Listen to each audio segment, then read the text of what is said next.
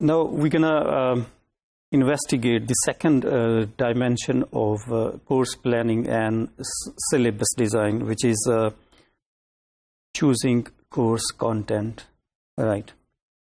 Obviously, the choices about course content, they have their significance for overall course planning and syllabus design.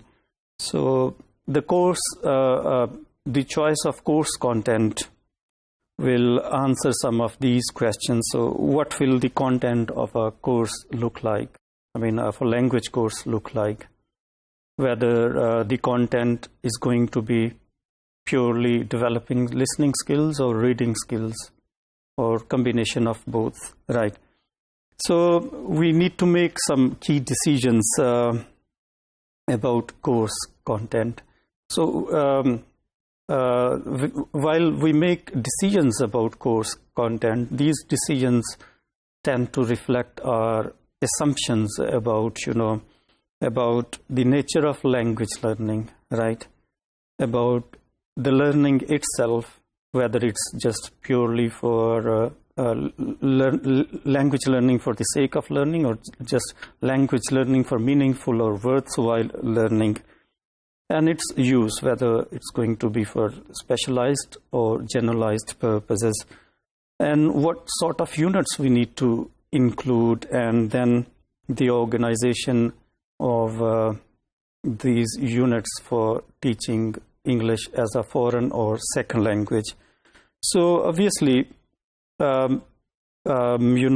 choosing course content has its greater significance for course planning in terms of knowing what the content of the course will look like, right?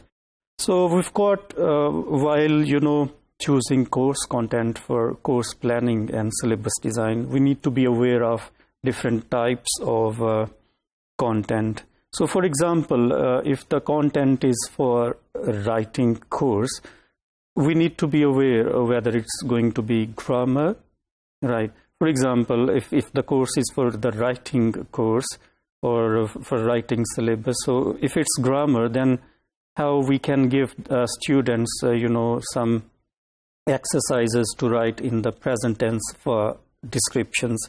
And if it's for functions, then how we can give some content about, the functions of language.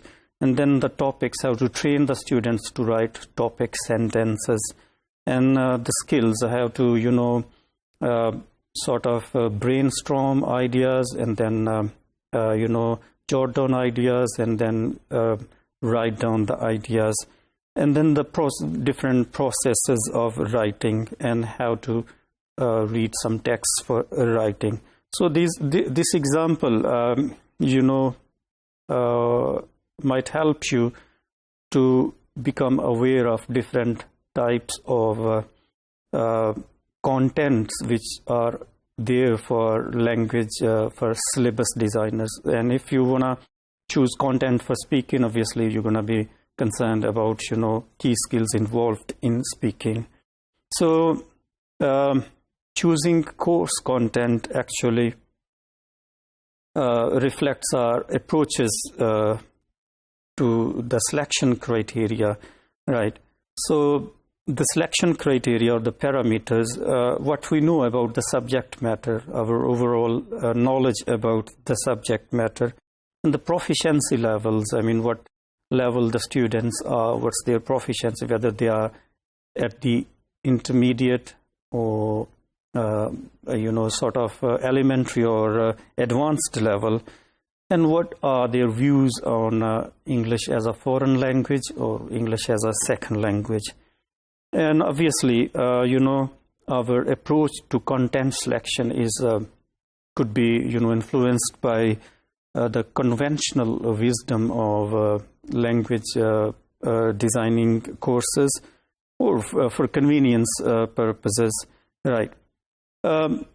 In summary, the course content for syllabus design is a sort of, is a systematic process, and it's sort of simultaneous process, which means like it takes place, the choice of content should take place while we are designing a particular syllabus. So what I mean to say here is just the choice of the content shouldn't happen before the plan of the syllabus, right? So overall, the content of the course is linked with the syllabus framework. I mean, it's very much related to the syllabus design framework. I mean, if the syllabus is a sort of task-based syllabus, so the content gonna be tasks oriented,